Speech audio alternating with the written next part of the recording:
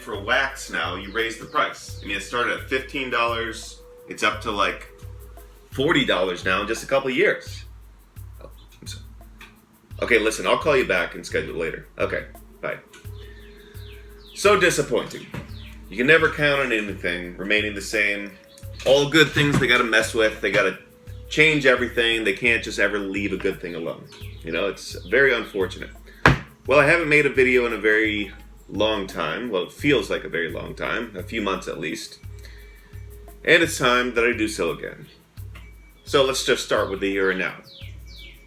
As you can hear, there's some birds in the background. That was a blue jay you just heard. You'll probably hear some red-winged blackbirds and some other fellas too. I got a bird feeder, I would say about 25 feet away from my noggin.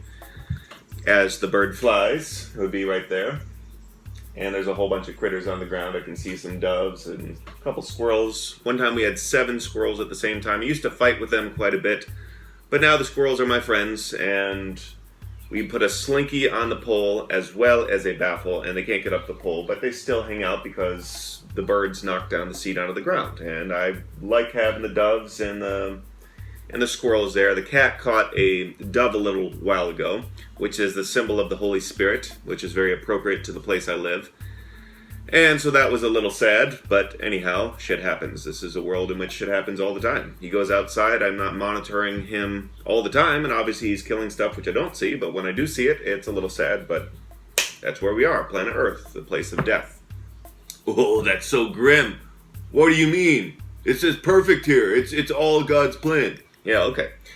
So I got myself a little drinky drink in my Church Brewery glass. It's a local place here in Pittsburgh. The beer there has been iffy, has been okay throughout the years, hasn't been consistently good, but I still like to go. It's in a literal church. They're repurposing a lot of churches. This is a city of many, many, many, many beautiful churches, which are not being used for much anymore. Some of them have been repurposed into bars and to concert halls, concert venues. Some have been repurposed into apartment buildings. Some have been reclaimed as churches by some more of these new age kind of churches, these mega churches, who are putting their satellite churches all over the place. So at least they're being used. They're nice old buildings, and it would be a shame to see them get torn down. So today I got a lot of stuff to talk about. I got an enormous amount of stuff to talk about, and rather than just allowing myself to talk off the cuff, I decided I would use some props here. So I decided I'd share what I'm reading first. Have a sip of grapefruit juice. It's my jus of choice. I don't read too much anymore, but I somehow got myself into a little reading binge just in the last couple weeks. And so anyhow, I'll just share with you a couple things. What's on my plate, what I'm feeding into this thing here, into my gray matter. This is the Osho Zen Tarot, which about quite a few years ago, maybe 15 years ago, and I finally decided to open it up and actually look at the cards and start to read the little booklet that comes with it. So I'm reading a few of these every day, and they're quite beautiful cards. Let me show you what's in here. So this is the book that it comes with, and there's a little description on every page of every card, followed by some words of the man Osho. Let me see what page I open to right here. Control. Oh, fuck. That's a bad one. All right. King of Clouds, Mastery of Mind. Controlled persons are always nervous because deep down turmoil is still hidden. Oh, shit. How true. Okay. Well, maybe I shouldn't get into that. I don't want the truth that bad. Next one is The Passion of the Western Mind. Now, before getting to that one, I should say that I saw this guy, Rick DiClemente, who is a local astrologer, about a week before I purchased this book. And he was a really interesting fella, quirky but rational, which is what you want with an astrology. You have to have both. Otherwise, you can't be a good astrologer. You have to be quirky yet rational. He signed the cover in there, as you see. And so maybe I'll get a reading from him sometime. He kind of rekindled my interest in astrology. I decided to go for some reason. Whatever reason. Not too into it, but there's some kernels of truth there, and it fits into the bigger picture for sure. So, anyhow, he recommended a man named Richard Tarnas, who wrote a book called Cosmos and Psyche, which will be on the way, but he also wrote this other book called The Passion of the Western Mind, which I have just begun. just a few pages in. So it's a big guy. It's a little bit of a door jammer, as they say, but I'm looking forward to plowing through this book and getting a little refresher on history and how our minds got to be the way they are, tracing that through history, through all the important thinkers, or not all the important thinkers, of course, but some of the more important ones. Another book that I've started reading, for some reason I got into aliens too. I've gotten into a bunch of different things recently, which haven't been on my mind too much recently. But anyhow, I got this book, Alien Intrusion, which I'm about halfway through. And I purchased this book because I saw this man, the writer, Gary Bates, on the Christian channel. We just recently had our channels reduced dramatically, such that we have about 3 Christian channels and a bunch of other unwatchable shit too. The Christian channels are pretty unwatchable as well, but sometimes there's good stuff on there. Like this interview with this author, who made a lot of sense on that show. He was very rational. So far in this book, he's been very rational, and I really like his thinking so far. Because he talks about how the Big Bang actually is a story of faith, just like Christianity, and he's quite right. It takes more faith to believe in a Big Bang than to believe in an actual conscious force creating the world. A lot more faith, actually. I don't know. Why don't we just call it downright stupidity? How about that? That's more of the truth. The Big Bang. What a load of shit that is. I mean, it's incredible. Absolutely nothing exploded, and that's why your sorry ass got here. The dissociation that we have is incredible. The dissociation from God and the devil. The dissociation that we have from an actual conscious cause creating the world. Remarkable. Absolutely remarkable. What the hell are these barriers in front of people's minds that the truth cannot get in? I don't know. I don't understand it. I'm awake. I used to be asleep. Never entirely asleep, but I was pretty damn asleep compared to where I am now. So at least I had the contrast between being awake and being asleep.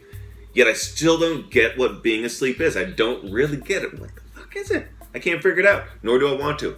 I want to preach to the choir. I want to find the people that are already awake and work with them. And then we'll lead the way. We'll form the top of the pyramid. And we'll levitate the base up to where we are. We're not going to worry about what all these peckerheads are doing down at the bottom layers of the pyramid. Forget them. And that's one of the things that we got to realize if we are awake. You don't worry about what the sleeping masses are doing. If you worry too much about what the sleeping masses are doing, you're not awake. But what's the barrier between people that are pretty awake getting into action? Why can't we consolidate? Why can't we agree on an action plan? And that's why I wrote my book, which I'll talk about in a little bit here. Got a couple more on the table to share with you. This one is called Atlantis and Lemuria, Edgar Cayce's Atlantis and Lemuria. So what the author, Frank Joseph, does is he talks about, or he uses a lot of channelings from Edgar Cayce to form a narrative, to form a larger picture of what the truth might have been regarding Atlantis and Lemuria. Very factual, very to the point, not a very long book, but he gets a lot of good information in the few pages. A little bit dry in sections, but that's what scholars do. They kind of try to fit into the modus operandi of scholarly writing, which I don't like, and my book wasn't written with those kinds of standards because I don't believe in it. I believe what we should always attempt to do is entertain, engage, and relate more than anything, rather than try to prove. And why do you want to try to prove shit to people that aren't going to believe things anyway, right? I'm just going to preach to the choir. But where is the choir, and why can't we get them to sing and dance and play and joke around, have fun, all that? This is Learning the Tarot by Joan Bunting. I've only gotten a few pages into this book, and I've got a couple cards here, postcards, which I should make a note to myself to send away to some people soon. This is a local museum here. That was a red-winged blackbird. That kind of sound. And it was a very strange place. It was just, there he goes again. You get a lot of red-winged blackbirds here, very cool birds, very fierce birds. They will attack anything that harms the nest, including you, so be careful. If you're ever near their nest, they will go after you. They will dive on your head. They probably won't peck at it, but they will get awful darn close. They will go after eagles in the sky. Sometimes you see an eagle or a hawk with a little bird chasing after. That's probably a red-winged blackbird. Anyhow, this place, Trundle Manor here in Pittsburgh, it's at the top of a very steep hill, which is common here in the city of steep hills. And They had many rooms full, or actually just a few rooms full. Really, when you think about it, 3 rooms and an entryway. But a lot of stuff, weird stuff packed into there. And I don't know what kind of vibrations these objects have, because they have all kinds of stuff that was very painful for people. They have like a half a brain. They have a tumor, a giant-ass tumor in a friggin' jar. Who wants to keep a tumor? Goodness gracious, they have sections of ribs. They have all kinds of stuffed animals. Literal stuffed animals. Foxes, they had a bunch of foxes. What else did they have? They have an armadillo. A lot of different kinds of things. Coyote, perhaps? I don't remember everything. Anyhow, I wouldn't recommend going. I went to go just to have a different kind of experience, and a couple more here. This is Wonders in the Sky by Jacques Vallée, and he wrote this with Chris Aubeck, and this is 500 descriptions of accounts throughout history prior to 1889, which is a very pivotal year because that was the year in which we started sending things airborne up into space. So they do not include any accounts of sightings of phenomenon in the sky prior to 1889 for that reason. 1889 was the time of Tesla. 1892 was the year of the World's Fair, in which Tesla lit up the World's Fair with AC current. The 1890s were a big decade in many ways. Musically alone, they were a huge decade in terms of pop music. That's when pop music really started. So the 1890s, a very important decade. I don't know too much about it, but I know the little that I do. And anyhow, so this is an account of all the sightings in the sky, or a number of sightings in the sky prior to 1889. So far, it's pretty good. It reads kind of like a phone book, but really great work here. I got another book on my Kindle. It's by Ayn Rand, which is Atlas Shrugged, which I thought I finally had to read after seeing it on the top of a few different lists over the past number of years. I thought I had to read that too. So now I'm 12 minutes in. I thought I wouldn't be able to fill even 3 minutes with that crap, and I'm at 12 minutes now, so way to go. Well, there's a bunch of stuff to talk to. I'll probably have to make 2 videos here. So, well, I'll just talk about my book real quick, and then we'll make another video after that if I have time and the energy and desire. So my book is ready.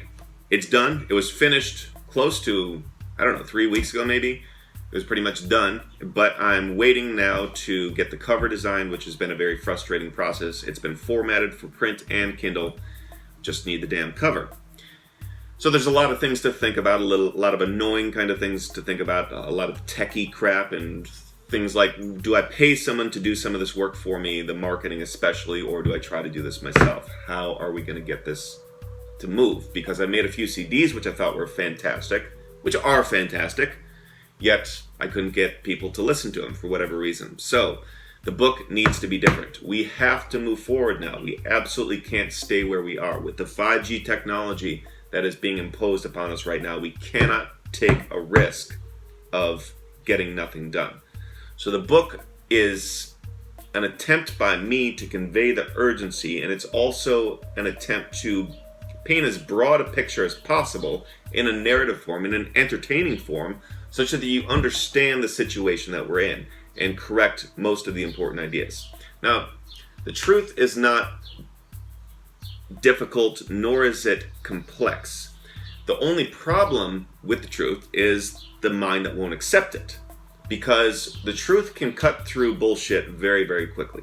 So you don't need a huge volume or several volumes of truth to get to the heart of the matter. You can do that very quickly. You can do that in one book. I can't quite do it in one video. I can't get the full scope nor an article, but a book, yes, I was able to get pretty much the full picture in the book of what the basic problem is that we are up against, the solution, and everything pertinent to your understanding so that you don't interpret things in the wrong way. So that was the point of the book. And I'm excited to get it out there, and I really need people to support me and do the little that I ask. Write a frickin' review on Amazon or somewhere else, or share it with friends. Do a few little things for me would be extremely helpful. So I'll leave it right there, and maybe I'll make another one of these in a few minutes. See ya.